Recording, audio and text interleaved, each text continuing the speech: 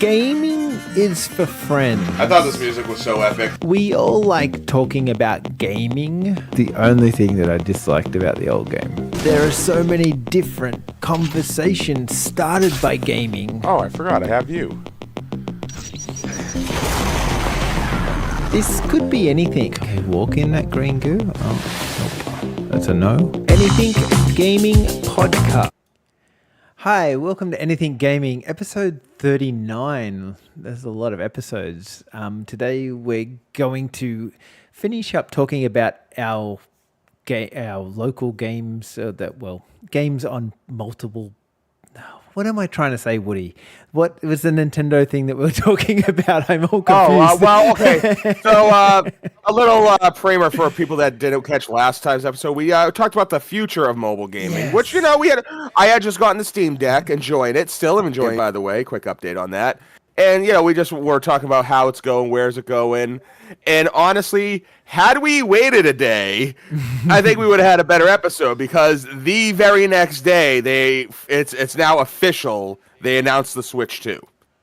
So now the speculation's over. We've talked about the Switch 2 before. I never felt like really nail anything down until Nintendo was like, yes, we're working on it. Here it is. Get ready to have some fun. And now we're there. So now the Switch 2 is a-coming. Yeah, so man, I hope I can get one. We'll do that, and we're going to talk about Xbox games coming to PlayStation. Finally. Yes. Oh, this is what happens when we don't do things live for a while, and then I muck everything up. I know, up. yeah. That was another thing, too. The episode we did wasn't live. We work better live. Yeah. We shouldn't tape, We got to go live. Yeah. Do it live. Tapes are because then you don't know what happens. No, yes. Yeah. So, anyway, that was all those things. Where do you want to start? Switch 2 or Xbox? Well, let's start with Switch 2 just because we can put a cap on that. Yeah. Excited, now that it's actually there. As far as the design goes, the controls are different themselves, like how they attach. But other than that, it seems relatively unchanged for the most part. I mean, I think the big thing was that they put a USB-C on the top and the bottom. I'm not sure why that is a thing. Is it for charging, or can you plug into the top and then stream out the top or stream out the bottom? That was a question that I think needs to be answered. Well, other things too, dongles for different games that you get. What doesn't have USB? Now it's C. That's the common thing. It's not micro USB anymore, or macro, wherever they were, mini, wherever they were at. I'm not sold on the controls snapping on like that. So that I think people have missed a little bit with that. Let me tell you what I saw. So this controls magnet on. But then to release the controls, you can't just pull them off. You have to actually press a button to unlock them to pull them off.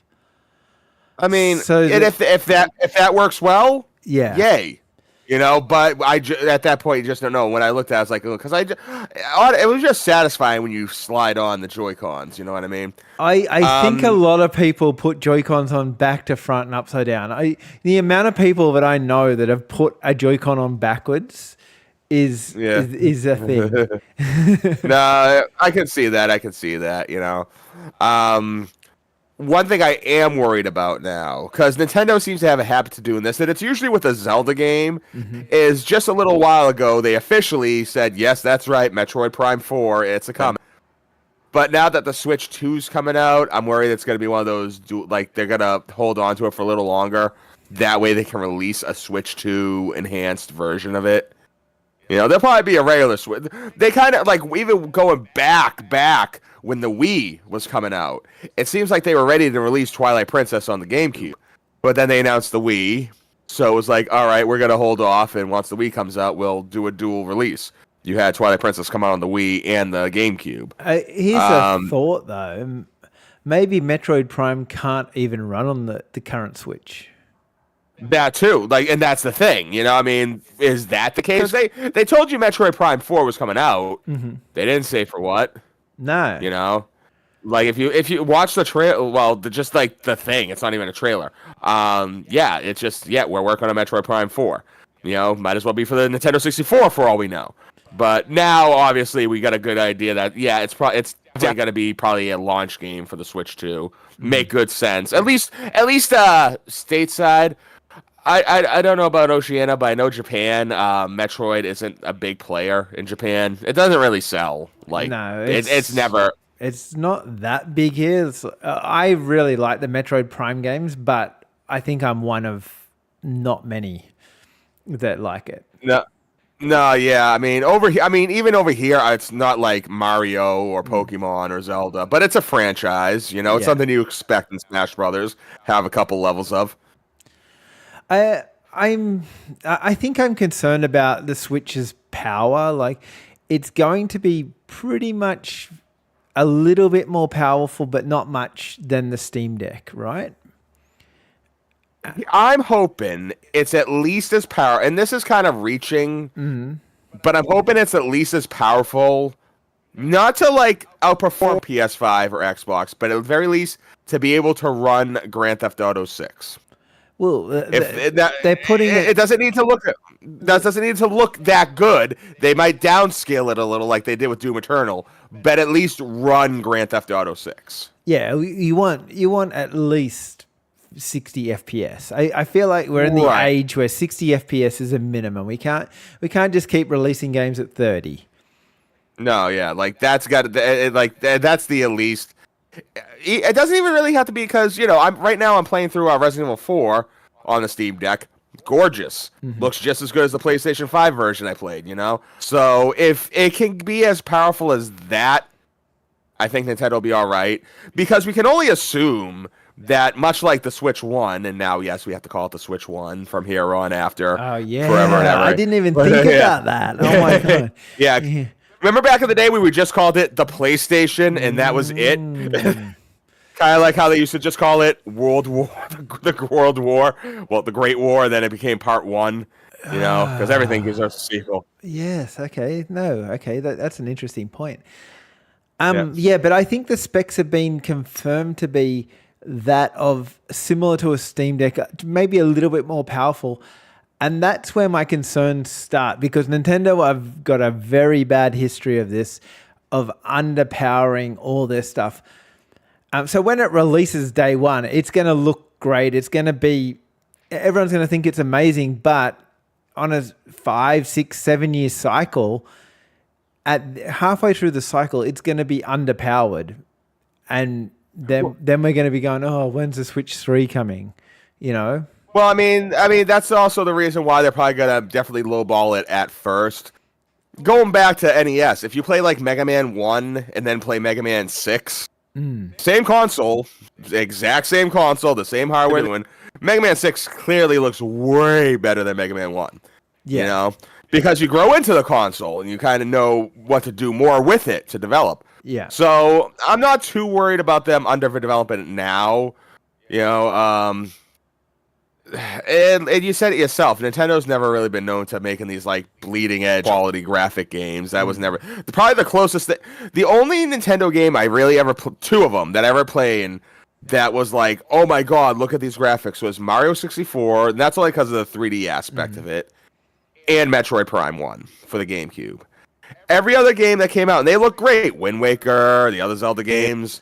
Mario Sunshine, like the focus wasn't on how great this looks.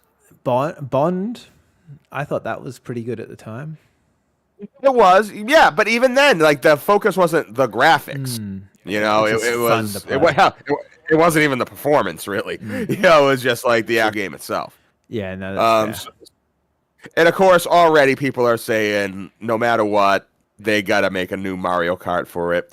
They're even talking about that before. I haven't even heard anyone talk about making like what it would be the next Smash Brothers iteration to come out. Well, they've already showed off the new Mario Kart.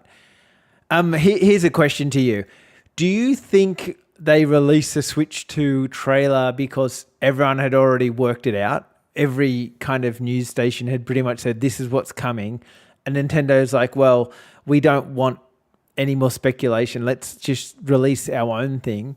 because No. Nintendo said that they released it because they wanted to show, like they wanted to give developers a chance to say, "Hey, our game's coming out on Switch too," before the Nintendo Direct in April.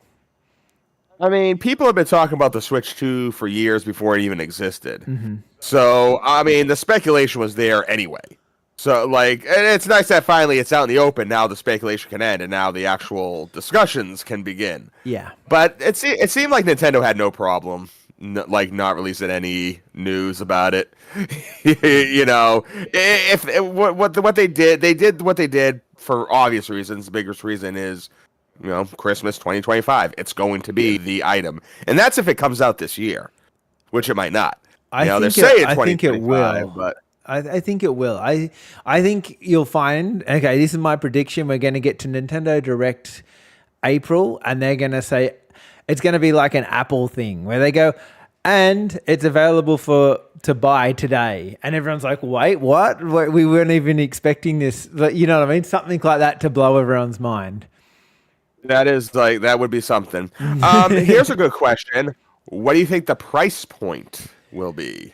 Okay, for something like this. In US dollars, I have been reading a lot in it that's going to be somewhere between $700 US and 1,000, which I think that's expensive. Like, how much did you just pay for your Steam Deck?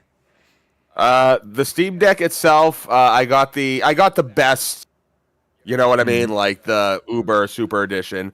I believe I got it for around, like, everything including and after tax, I think it was about like $720.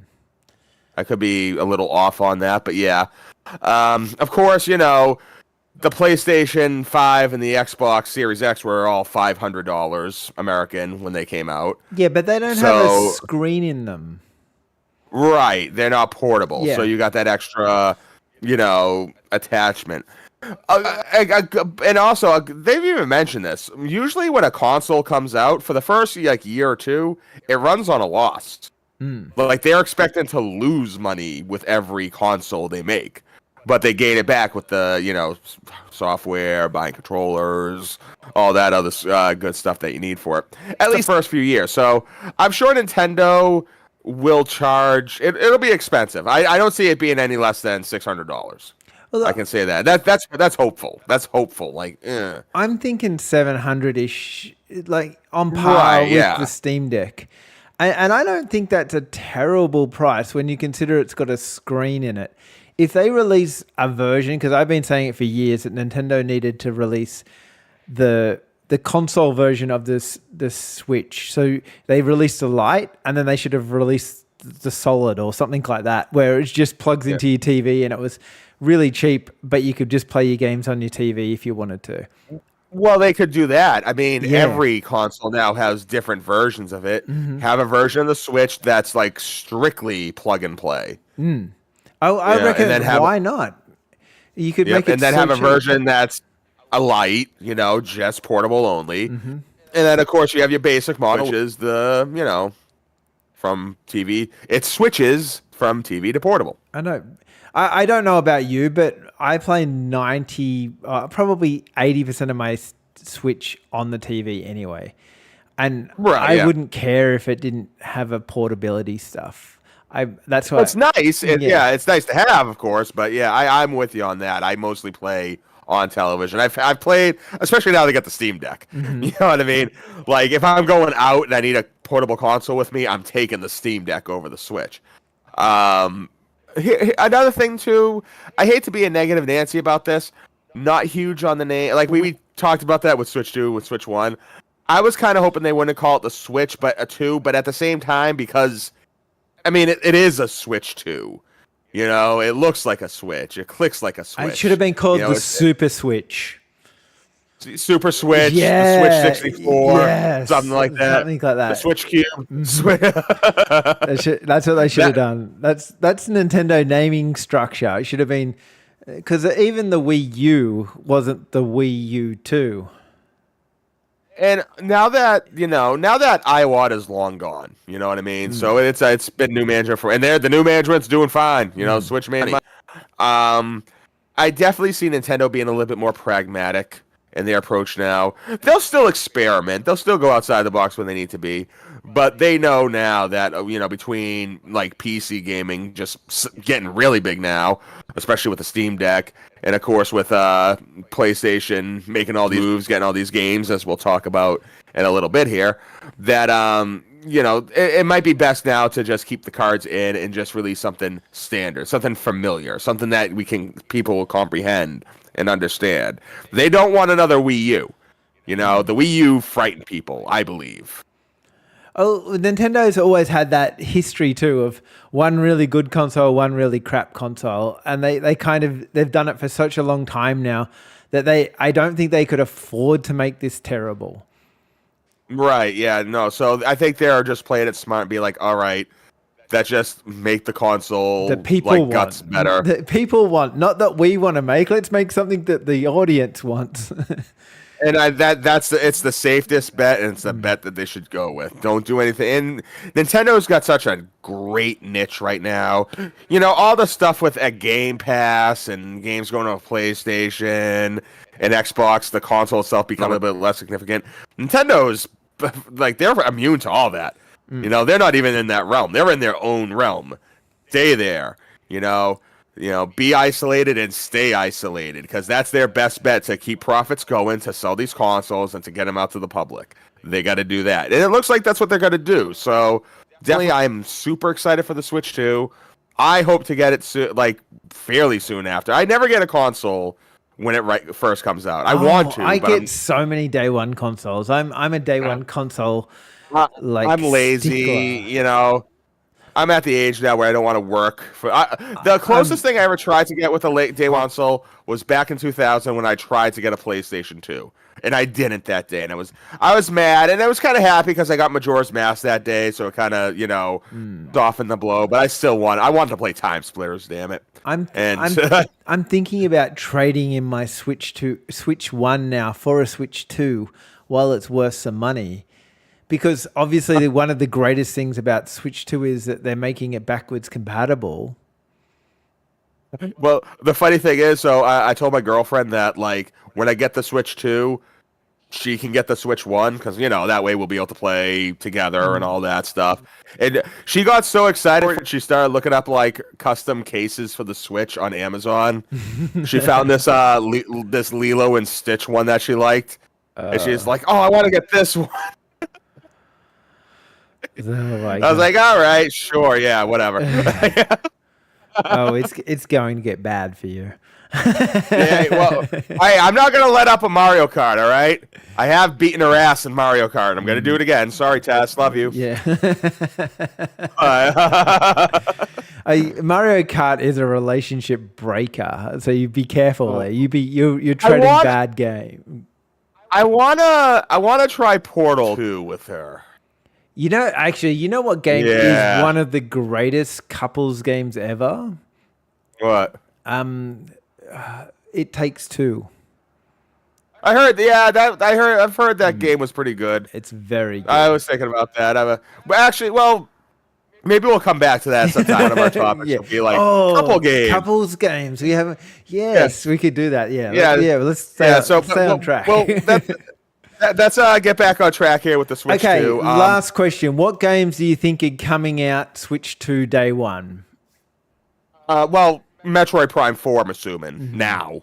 Since it's been announced. Mario Kart, day one. I don't know about day one, but definitely Gen 1. It'll be one of the first ones. Of course, pretty much any game out right now that's coming out for the Switch will definitely get, a bit of an upgrade. I would love to see them actually bring Twilight Princess and Wind Waker over, because that's really the only two Zelda games that you can't get on the Switch right now. Every other Zelda, even the Game Boy ones. Do you think they will do Breath of the Wild and they'll re-release it again as Breath of the Wild Definitive Edition HD Extra Spectacular Edition? And it will at least come with the DLC that came out for it. Maybe a Switch 2 exclusive thing. And I'm going to say this right now. One thing I'm going to be super mad, and I know it's going to happen. I distinctly remember and obviously it never came true, but I remember hearing that when the Switch came out, you would be able to use Wii U Pro controllers with it. Oh. And I was like, oh, nice. Because I like the Wii U Pro controller, even to this day. I actually like it better than the Switch Pro controller. And of course it didn't.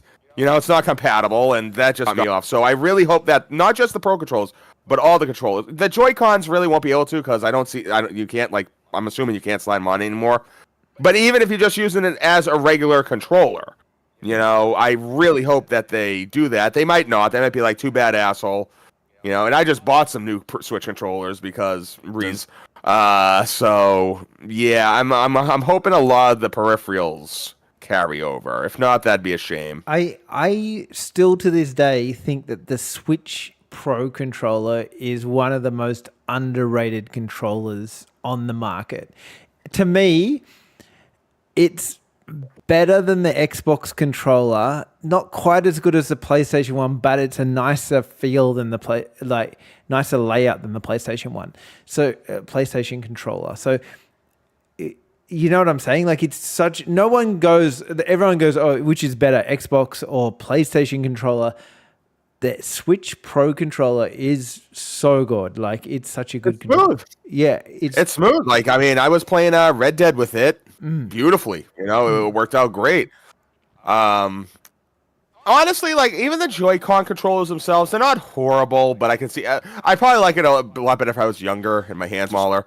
And that's another thing I hope for. I hope they make bigger Joy-Cons. I do have some third-party clip-ons for the Switch, which is fine and all that, but the only problem is you have to take them off when you put them in a case.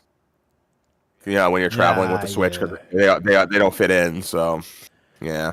I think the other thing is that the Switch 2 screen is going to be bigger than the screen on the Steam Deck. So that's quite a large screen, because the Steam Deck is quite large compared to the OLED Switch. Yeah, I've noticed that when I play the Steam Deck. Oh, by the way, I beat my first game on the Steam Deck. Oh. Blaster Master Zero. Yes. Yeah, it's a nice retro wave 8-bit Metroidvania style game. Exploration, all that. It's based off the Blaster Master series from the NES. Very good. There's 3 of them. I definitely recommend it if you like retro stuff. But yep, that was the first game I actually beat on the Steam Deck. Yeah, no, good. No, you're going to turn into, like me. I think the Steam Deck it's so hard not to love. Except you can't put physical things into it. Well, here's the thing I don't like. I played Half-Life 1 on it. Mm-hmm. Plays beautifully. The controls are, and this is a game from 1998. Mm-hmm. It looked great. It performed great. The controls were awesome. And I was like, oh my gosh. I go to play Opposing Force, which was the first add-on for it. Yeah, it doesn't support controller. You have to look with the freaking touchpad. I was like, ugh. I mean, I could probably elk through it, but no. If I'm going to do that, I might as well just play it on a computer. Most of the time, if a game has full controller support, it'll run okay on the Steam. You just might find it a little bit tricky to see things, but yeah. Yeah. Well, no, some things because it even mentioned how Saints Row 2 might not be able to run good on the deck, and it ran beautifully. It still does. Controls are fine.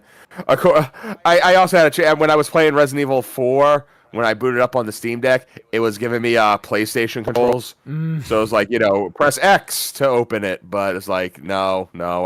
You think it would just automatically detect you're on a Steam Deck. I can kind of understand with the PC, but they might not have, even if you play it on your PC, they might just have that built in. So. Hey, this ain't really part of tonight's topic, but I know I forgot to ask you this because you were building up the game. How's Indiana Jones? Have you been rolling through it? Oh, yes. This is where we ended last year. Oh, this is a great segue into the next one. I realized that.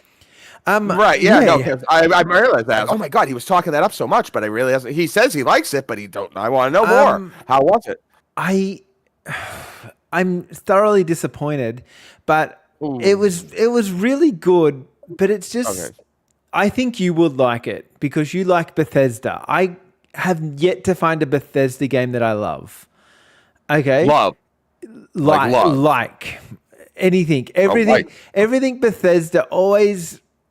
And I don't know if this is like just me or something, because other people must have this problem too.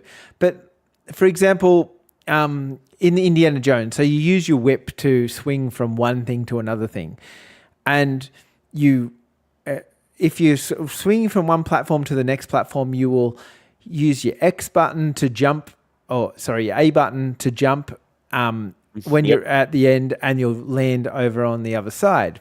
Okay? Yeah, that sounds basic. Yeah, basic. However, if you're swinging where you're going to grab onto something, you don't use your A button to jump. You just swing, and then you hope to bump into that, and then it will auto grab. Like, things like that drive me nuts. I don't know why they do that. Like, it's very... I don't know. It's just... There's lots of little things like that in the game that make me so annoyed.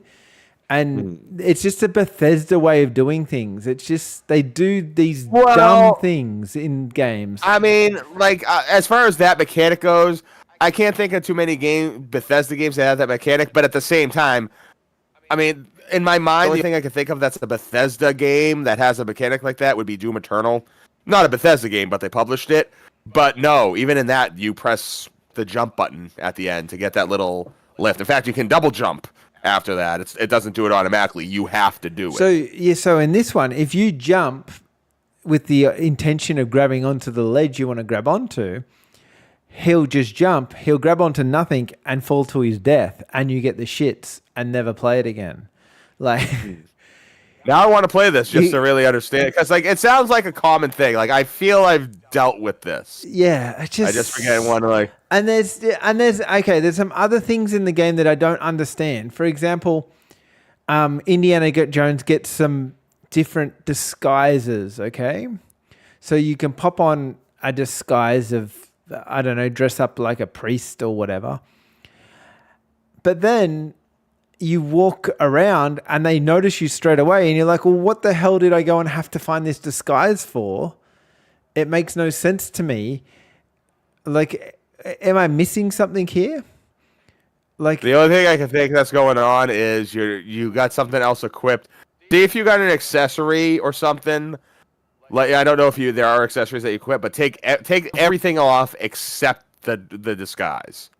If you can, like, everything off. Maybe that's like something like that. Like, that's the only thing I can think of. Maybe you do. I don't know. Yeah, but it's just that Bethesda way of thing. And this is why I've chosen not. I know how much you love Fallout, but this is why I've chosen never to play Fallout, because every time I play Bethesda games, I get disappointed with little buttons and the way that they. I tried to play, what was the space one? Starfield. Starfield, yeah. Why the hell that whole menu was set up very keyboard and mouse orientated? It wasn't set up controller orientated at all. Yeah, and that's what I think. Honestly, the thing that got me away from Steam was just like, I like customization, but there was a little too much customization. Like, I was looking at the ship menu and it just seemed all superficial. And then you got into the space battles there, and I was like, okay, I'm with this. But I feel like they always design things around the fact that they want to have people play mouse and keyboard, and then they kind of try to fit it all onto a controller, and it's just a mess. But that's kind of one of the reasons why I haven't downloaded Baldur's Gate 3 on my Steam Deck yet. I mean, I could just use the touchpad to do that stuff, but I can't imagine playing that game with a controller. Yeah. And so, but besides that, I really liked the game. It had a lovely story, fantastic graphics. There were so many good things to like about it. It's just, I found it increasingly frustrating when you'd get to sections of the game and you didn't know the Bethesda way, if that makes sense. Did you played the newer Tomb Raider games? I know you played the trilogy that just came out, but yeah. Like, so it's not like with that you actually have to jump and you have to let go, you know, you have to work. And I like that. Me personally, I like that. This one here, And the other thing I didn't like about Indiana Jones, just to ditch on it some more, was the puzzles were bullshit easy. Like, you had to be, they were not even puzzles. Like, they weren't Tomb Raider puzzles where you had to think about it. It was more, Indiana Jones revolves around a lot of hiding and a lot of, what do you call it? Where you're just trying to sneak around. There's a lot of sneaking and all that kind of stuff. That's the main game mechanic in Indiana Jones. So if you like, and I don't mind that, but I was like thinking it was going to be more like a Tomb Raider game where I was going to be enjoying the puzzles. And I put the puzzle difficulty up and I put the combat difficulty all the way down. And I still found some of the combat things quite frustrating. There's this one fight where you take on this giant guy and I died 100 times trying to beat him. And I had it on easy combat. And then I get to the puzzles and I'm like, well, this is just completely obvious what you want from us. It's not even a puzzle. Like it's not even hard. Like, you know what I mean? So I don't know. Like, I really like the story, however, and I really liked the design and all that in there. There were some lovely parts of the game. I hope you go back to it and you maybe. I had to uninstall it. I was that frustrated, but I do. Oh. I might go back to it. But yeah. But there's a lot of people that love the game, so maybe there's a good chance I'm 100% wrong with this. It's all subjective, you know. Yeah. One man's treasure is another man's garbage, you know. That's the way it goes.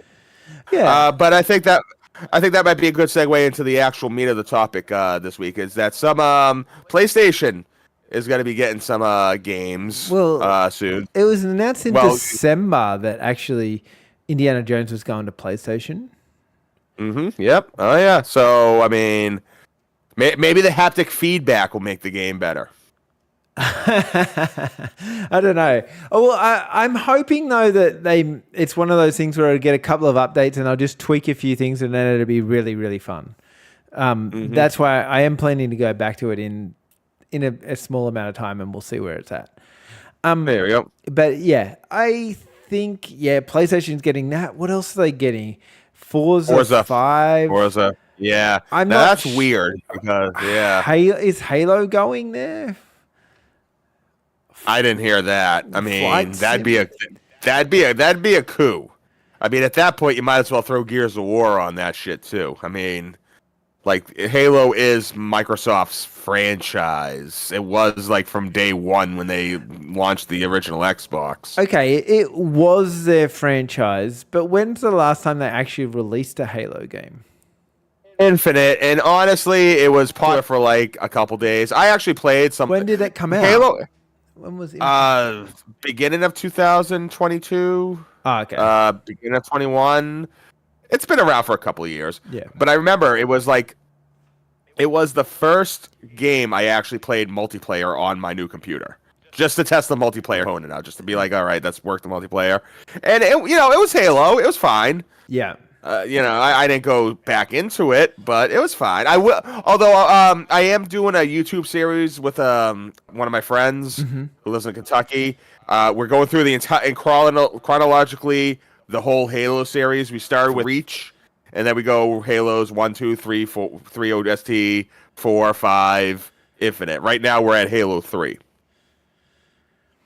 So eventually I will be playing Halo Infinite, but it'll probably be like sometime next year. I'm not sure about why this movie is on though. Like, is there like ulterior motives behind it? Okay, hear me out for a second. All right. Did you know that Netflix has their own gaming service? Yeah, like I never tried it. I mean, everything does now, even my TV. No, like according to that. So basically, the Netflix one is more games that like there's some games. There's a few of them. I think Oxygen Free is one of their biggest titles, but then there's some other games that they have, and they're especially on iPad, right? A lot of them are iPad based games, and so with your Netflix subscription, then you go through and you download it on iPad, and then you just type in your Netflix password and you play the game for free. As soon as you finish your Netflix subscription, that game is no longer works on your iPad or whatever. Okay. What if Xbox goes and puts all of these Xbox games onto the PlayStation, and then they say, well, if you've got Game Pass, you can just go into your PlayStation game, type in this, and you can play that game for free on PlayStation. It's like their sneaky way of sneaking on Game Pass onto the PlayStation. Yeah, but I would have to think that that's not going to make a lot of their core like fans happy. You know, there's still people that can, are like, this is my console, that's your console. I don't think Xbox care about that anymore. I think they just care about getting people to play their games. Oh yeah, I mean, they see Game Pass as probably being their big moneymaker now, so they're probably ready to say goodbye to that. Which, of course, got to be in Nintendo's for mind right now as they launch a new console. Well, Xbox signed that famous 10-year deal with Nintendo to put the Call of Duty onto Nintendo, which you assume is only coming to Nintendo 2 or Switch 2. Right. No, yep. I mean, that makes all the sense in the world. There's no way that's running on the Switch 1. Well, no way. I think it wouldn't be that good, but they could, I remember when they put Call of Duty Ghost on the Wii, so anything's possible, really. But yeah, I would not be surprised if you see a lot of that. And that makes more sense. I can see Game Pass coming to Switch. Well, Switch 2. Better than I can see it coming to PlayStation 5. Because Xbox and PlayStation are still in direct competition. They are. They're it's which one you want to get. Whereas the Switch is not even in their field. So why not? Put PlayStation Plus on the Switch if you really want. It's not going to matter. They're not going to interfere. No one's going to choose a Switch over one of those consoles, and no one's going to choose one of those consoles over a Switch. They got their core audience. Either you want a Switch by yourself and that's it, or Switch is your secondary console where you get one of the big boys to play with. So the Game Pass coming to Switch, totally can get behind. Game Pass coming to PlayStation 5, I can also get behind. I'm just I'm almost in disbelief that's actually happening in a certain way, though. I think Xbox is out to disrupt the gaming world. They're like, we can't compete with it. Our Xbox, it doesn't matter how good we make our Xbox, it does not compete with the other consoles. If you look at bestsellers, Xbox is not, I don't even think they've got one in the top 10. And keep in mind too, Xbox only makes movement really in North America.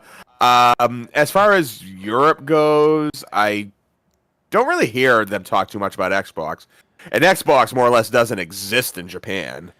Yeah, that's right. Well, they did do okay with the last Xbox because they were trying to do the Game Pass thing, and maybe in Japan they've started getting on board with that.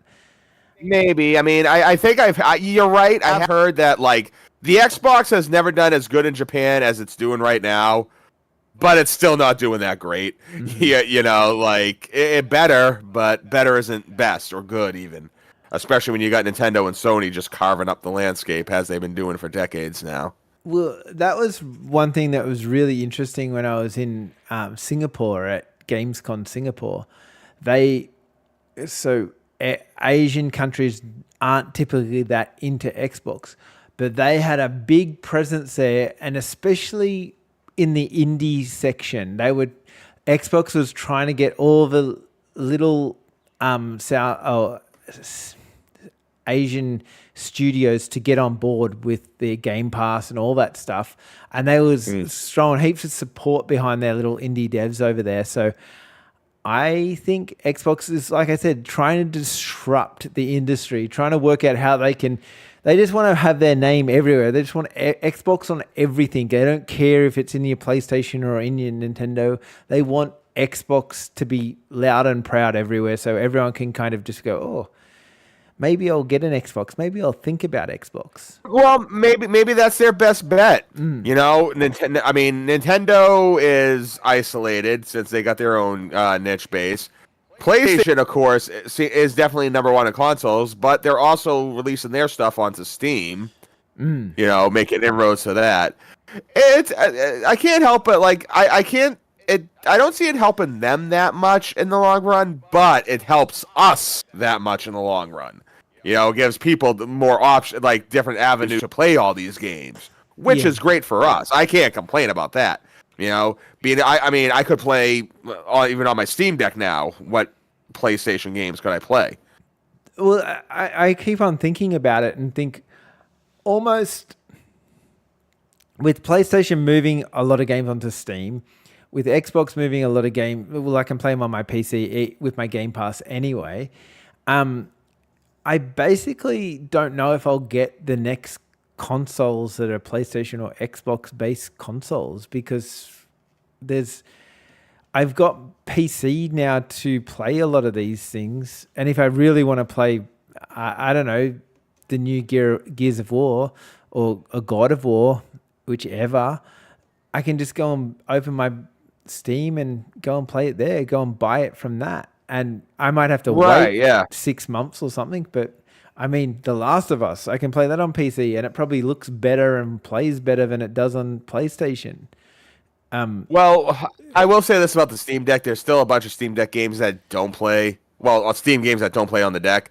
I'm still disappointed that Silent Hill 2 is not on there. That sucks. It doesn't play on the deck? There is workarounds. It does not. No, something with the graphics, which is weird too, because I mean, Silent Hill looks great on my PC. It looks no better than Resident Evil 4 does. You know what I mean? Like, I just don't understand. It looks no better than, you know, Doom Eternal does now or anything like that. So I don't know why it just can't handle it. There's a real big problem in games. Okay, from a game developer point of view, every PC gamer has this thing where they want to have massive frame rates. They would love to have a game run at 300 FPS, even though most monitors are probably going to do 120 tops, right? Right. Now, if you go back to early PCs, games would be tied into the clock in the PC, which would then decide when to show you certain things in the game. And then people started like trying to work out how to get the highest frame rate. Anyway, what the problem with this is that you have like cutscenes that will run all janky and stuff like that because they'll be all mixed up on their timing. And a lot of things in games will mix up in their timing when you're trying to increase the frame rate.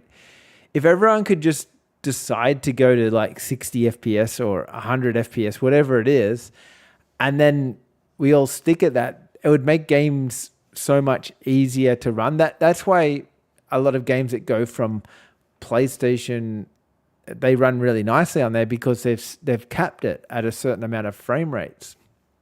So that's where you get your problems with your PC gaming. I don't know if there's if you could just cap your Silent Hill 2 to like 60 FPS and make it run. Maybe that would make it run. That's what I heard. No, you have to get it lower than even that, which is, once again, it's weird because like all the other bleeding edge games I have on the Steam Deck work fine. Like you don't have to do anything with that. So, but it's because things run out of whack in the game because when they're trying to do that. So yeah, everyone's trying to chase this high frame rate. It might not always be the best thing for a game. I just hope they change it at some point, like try to get that up. But here's hoping. And in the meantime, you know, I got the PC, so I'm still playing it. I'm going to. I don't know. Resident Evils are on sale this week on Steam, so I might buy some of them for the Steam Deck. I got like the major. I got 2, 3, the remake of 4.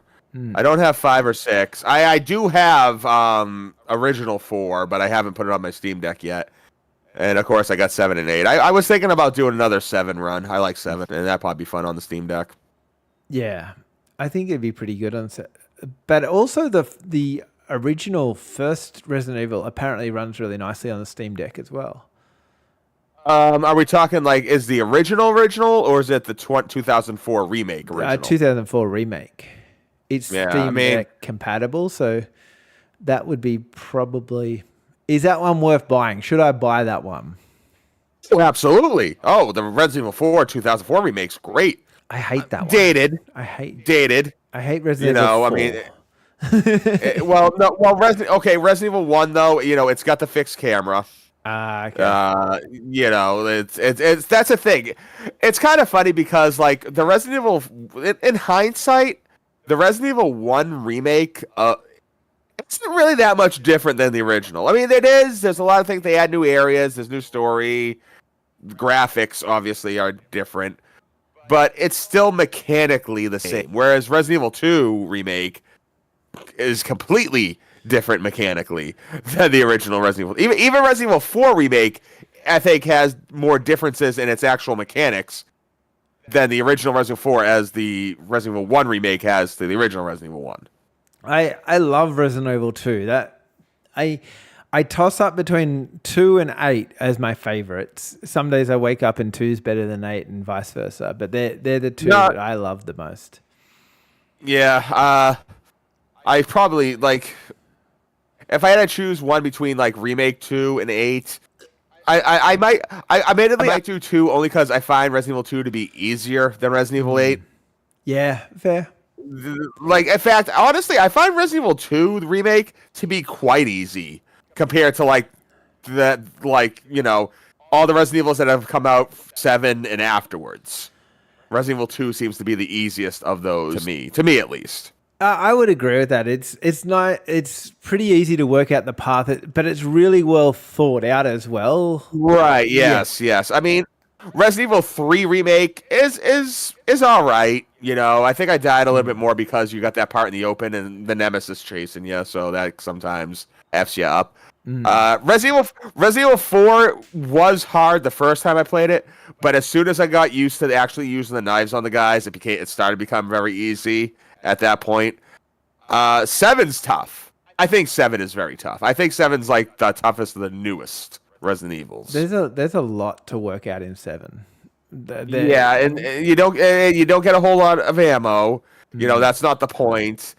And it's still fun. I love 7. It's great, but it's definitely the most challenging of that series. And 8 can definitely break. I think 8 gets a little easier as you get going, but the start of 8 is hard. It is. Yeah. It is. It really is. Yeah. That's all right. I'll buy 2 then. I'll buy 2 for that way. It's easier. Yeah, you can just like breeze through it. So, anything exciting coming out that you're looking forward to in the next couple of weeks? Because the new Tomb Raider is coming out in, I think, next week or the week after. Well, May, Doom, Old Ages, Dark Ages, Doom 3 again. Let's call it that. Very excited about that. Although I don't know what I'm going to get it for now. I mean, I was planning on getting it for the Xbox, but I might get it for the PC because if I do that, then I can just play it on my Steam Deck. Yeah. So I'll probably go with the Xbox only because I feel like the last thing I really played on the Xbox was RoboCop. And that's another game I got to get on the Steam at some point. But I've been ignoring the Xbox. I kind of want to go back there. So, yeah, I'm probably going to get it for that. That's definitely the next, like, big, I want this game and only this game right now. The Switch 2, but that's a console, and that's not in the next couple weeks. That's, if we're lucky, Christmas time. Mm-hmm. Oh, I'm looking... it just came out yesterday or today. Sniper Elite Resistance looks really fun. Sniper Elite? Yeah, a new one. Oh, the Sniper. I love those games. Sniper. I don't know if I ever played any of those. Like I played like Silent Scope. I never played any of the sniper games. You never played Sniper Elite? Any of them? No. Oh, this just play. Well, it's on Game Pass. It's on Game Pass. All just you have do a play. Snipe. Like, do you move around? Do you have to like? Is it or is it just strictly you're perched? No. Wind and all that, the hue of the bullet. It's not. See, it's not as hard as that. And you do move around. So your idea is that you'll kind of have to find your position. So you'll be like, the map will be quite large, and you've got to get from, say, A to B, right? And you've got to go and get, like, say, a key out of the chest at the end. That's your goal. So then you'll kind of start the game, and they'll normally drop you close to like a snipering nest, and you can scope out the land, and you can take out a couple of guys, and then you'll see the next tower up there. So you have to sneak up to the next tower and take out the next set of guys, and then you'll keep doing that till you get all the way up to your final destination. So it's not as slow paced as a sniper game. There's a little bit more stealth involved. All right. And I think that's where Indiana Jones, back to that tragedy, they didn't have any sniper guns. So that was a stealth game without sniper guns. Well, I mean, it takes place in like World War One. I get that. Right? But you know, it was but you know what I'm saying? Where there were some like long rifles back then, so you could just use those. Yeah, but Sniper Elite, go and play it. It's on the Game Pass. It's actually really fun. One game I did get, they remastered The Thing. Did you ever play The Thing? No. It was a PS2 OG Xbox era game. Based off the movie? Based off the movie, The Thing. Yep. Yeah. At the time, very fun, and honestly, even playing now, it's good. But it's definitely one of those things that they just remastered it because it still shows its age. Yeah, right. With the character movement, even the controls, it feels like you're playing a game that was from 20 years ago. Decent, and it was always kind of like a cult classic. I can't even believe they remastered it, honestly. You know, I figured they would just been like another forgotten, game franchise. It wasn't as good as, say, GoldenEye or Warriors, but it was definitely a hell of a lot better than a lot of the, crappy tie-ins, especially back then. And of all things, The Thing. Great movie for anyone. Have you ever seen the movie? Yeah, I think so. I saw no. I saw the Swamp Thing. Was that like a spin-off of the Thing? Not at all. Okay. So no, I haven't seen the movie. That's what I saw. Let me put it this way. Okay, The Thing takes place in Antarctica. It takes place in a scientific science base, outpost in Antarctica. Yeah. And there's it's like honestly, it's like an alien, but it's more almost like a virus. And it's assimilating virus that takes over people. Yeah. And mutates them horrifically. Great movie and a damn good game too. But old. Yeah. As long as it's fun, who cares? Oh yeah, very fun. But so, there's a new battle pass or new season of the Call of Duties that have come out, so I'll probably have a look at that. I think they've got a tomb now or something like that to go through. So, in the zombie hunting world, I was talking the other day actually to one of my friends.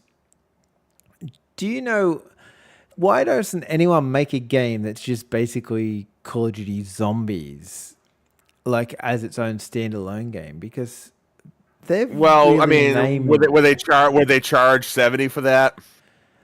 Oh no, you can make a small game that's just because have you played Zombies lately where you've got so many little things to do? It's kind of very. I mean, make it like Warzone. Warzone's free, right? That's a free to play game. Yeah, maybe do a free to play Zombies game, and of course you have to spend money to, get items and skins, cosmetics and skins. Yeah, you need skins. It makes sense and make them some cash. So, well, I think that's about all I'm excited for this week. And I'm just back into the grind of building games, doing game design. Well, I'm happy to hear that. I really am. I'm actually back into the grind too. I had to reboot my PC. Something happened to it. I don't think it was a virus. I want to say it's probably something I could easily have fixed if I was smart, but I'm not. So anytime I gotta fix something, I just like start from brick one and just rebuild it. But everything's working out fine. I actually re-downloaded Brutal Doom on my computer, Yeah. which is an awesome. Actually, it's part of the intro to our show. Yeah. So I'm gonna be playing through that again. So I'm happy about that. And of course, I'm still going through with Silent Hill. I'm probably gonna play that actually after this episode right here. Perfect. Silent Hill. I'm excited about that. I do want to try it, but I'm Give gonna it time. Wait till it drops in price. Yeah, it's very expensive for what it is. Or wait till it comes to PlayStation or something for free, or Yeah, like on PS Plus or something. Yes. yeah, something like that. But yeah. Oh well, I think that's about us for the week. There we go. Yep. Yeah. Anything else? No, just happy to be talking about anything gaming. Always happy to talk about anything gaming. Until next time, see you guys later. Bye. Bye.